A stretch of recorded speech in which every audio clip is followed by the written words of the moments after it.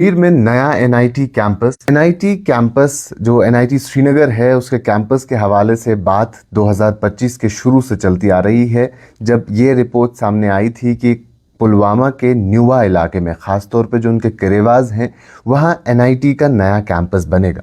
जिसके बाद जो वहाँ फार्मर्स हैं उन्होंने इस बात को रिजेक्ट किया। वो नहीं चाहते थे कि उस इलाके में एनआईटी कैंपस बने, क्योंकि वो इलाका ख़ास तौर पे हॉर्टिकल्चर के लिए, अगर हम बात करें हाई डेंसिटी एप्पल्स हो, आलमंड्स हो, उनके लिए काफ़ी सूटेबल समझा जाता है। और जिसके चलते फिर नेशनल ग्रीन ट्रिब्यूनल में एक केस दर्ज होता है और उसके बाद ये केस चलता है। कई सारे लोगों ने इसे अपोज किया, आपने मीडिया में ख़बरों में भी ये सारी चीज़ें देखी होगी। और अब बिलाखिर जो नेशनल ग्रीन ट्रिब्यूनल है, एनजीटी है, उन्होंने इस प्ली को डिसमिस कर दिया है और उन्होंने कहा है कि ये प्री मैच्योर है और ऐसा कोई भी चीज़ अभी प्लान में नहीं थी। अब मैं आपको पूरा केस समझाता हूँ, ये केस हुआ क्या और इसमें क्या क्या चीज़ें देखने को मिली। अगर हम एनजीटी की बात करें तो एनजीटी ने एनआईटी से और डिप्टी कमिश्नर पुलवामा से बात की है और इन दोनों ने जो चीज़ें जो बयान दिए हैं वो मैं आपको बताता हूँ। सबसे पहले एनआईटी श्रीनगर ने अपने एफिडेविट जो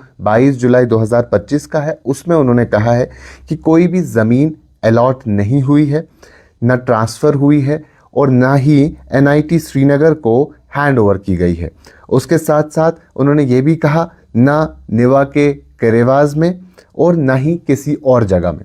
उसके साथ साथ उन्होंने ये भी कहा कि अभी कोई पोजीशन या प्रपोज लैंड नहीं है, बस हम जो सारी चीज़ें थी वो देख रहे थे कि कहाँ सूटेबल हो सकता है। और उसके साथ साथ उन्होंने ये भी कहा जो एप्लीकेंट हैं उनकी क्लेम्स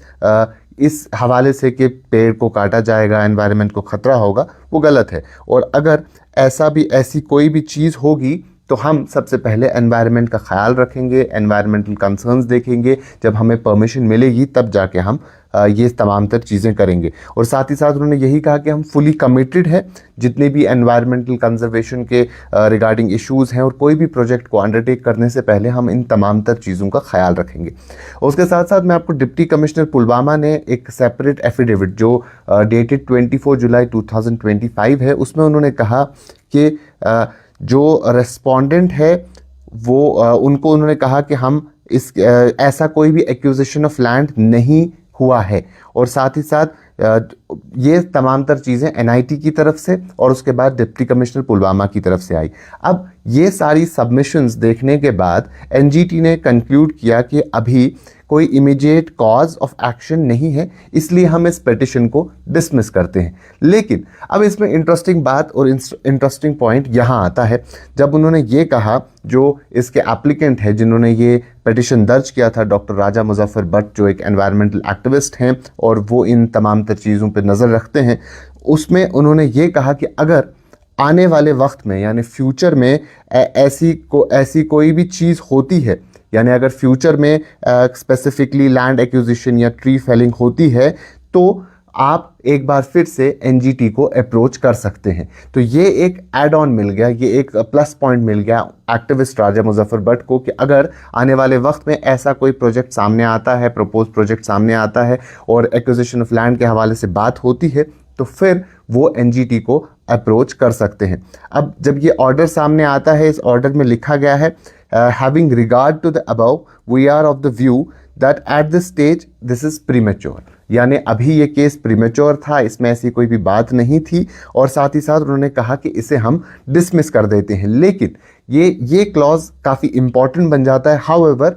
कि यहाँ एप्लीकेंट को लिबर्टी मिलती है कि वो ट्रिब्यूनल को अप्रोच कर सकता है और आने वाले वक्त में अगर ऐसा कोई भी एक्शन लिया जाता है। अब इसी चीज़ का एतराफ़ डॉक्टर राजा मुजफ्फर भट्ट ने भी कहा और उन्होंने कहा कि हम इस पिटिशन से सेटिस्फाइड हैं और साथ ही साथ उन्होंने ये कहा कि अगर हम ये पिटिशन फाइल नहीं करते तो अथॉरिटी स्टेप बैक नहीं करती, यानी अथॉरिटीज़ लैंड एक्वायर करती और एक बार जब लैंड एक्वायर हो जाती, पेड़ कट जाते, एनवायरनमेंट को नुकसान पहुँच जाता। साथ ही साथ उन्होंने ये भी कहा कि मैं जानता हूँ कि ये पिटिशन प्रीमेच्योर था, लेकिन अभी ऐसा कोई डैमेज नहीं हुआ था, लेकिन अगर मैं एनजीटी नहीं गया होता तो डैमेज हो जाता, और जब डैमेज हो जाता तो काफ़ी ज़्यादा डैमेज होता और काफ़ी नुकसान देखने को मिलता। और साथ इन्होंने ये भी कहा, क्योंकि जो खबरें तब चल रही थी उसमें यही बताया जाता था कि तकरीबन 5,000 कनाल के आसपास ज़मीन एनआईटी श्रीनगर के एडिशनल कैंपस को दी जाएगी, और 5,000 कनाल करेवास की ज़मीन। और कश्मीर में अगर हम देखें तो करेवास काफ़ी कम हमें देखने को मिलते हैं। तो इस पे राजा मुजफ्फर भट्ट ने ये बात भी कही कि एनजीटी ने इस चीज़ को भी कहा कि अगर आने वाले वक्त में ऐसी कोई चीज़ सामने आती है तो आप एक बार फिर से एनजीटी को अप्रोच कर सकते हैं। तो वहाँ के रेजिडेंट से बात की, वहाँ के रेजिडेंट भी इस बात से खुश हैं। उनके लिए ये एक खुशी की बात है, क्योंकि वो फार्मर्स हैं और फार्मर्स अपनी ज़मीन से काफ़ी प्यार करते हैं, काफ़ी मोहब्बत रखते हैं, काफ़ी लगाव रखते हैं। तो ये केस तकरीबन 2025 की शुरू से शुरू हुआ है, और यहाँ इस पूरे केस में, ये केस एक बार फिर से मैं आपको बता दूं, तब शुरू होता है जब एनआईटी श्रीनगर को बताया जाता है कि उन्हें ज़मीन एक्वायर करनी है एक एडिशनल कैंपस के लिए, और वो पुलवामा के करेवाज में एनआईटी का कैंपस बनाएंगे। और एनआईटी का कैंपस बनाने के लिए पुलवामा के करेवाज को देखा गया था और बताया गया था। उसके बाद ये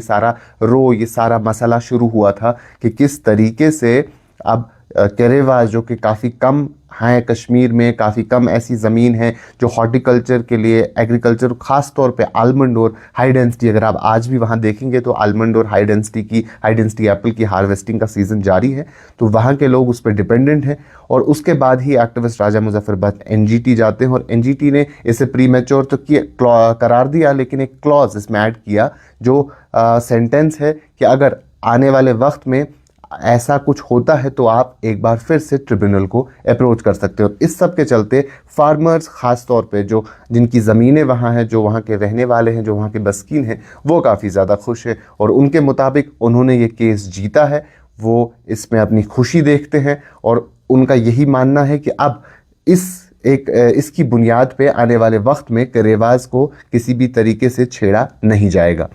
अभी के लिए इतना ही। बाकी तमाम मज़ीद मालूमात के लिए आप बने रहें कश्मीर लाइव के साथ।